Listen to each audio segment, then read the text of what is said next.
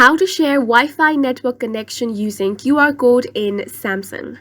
Hi guys, this is Alana from Create Login and Delete. Let's jump right into the video. The first step is to open up settings on your device and now tap on connections.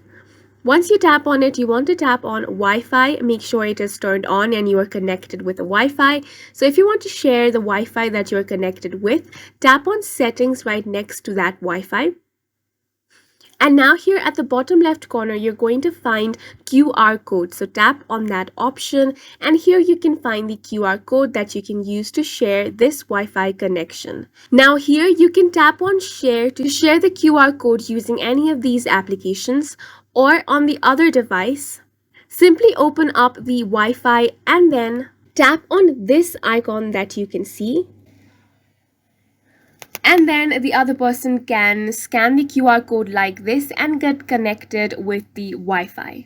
And that is it for this video. We hope you guys found it helpful. Please make sure to hit the like button and subscribe for more helpful tutorials.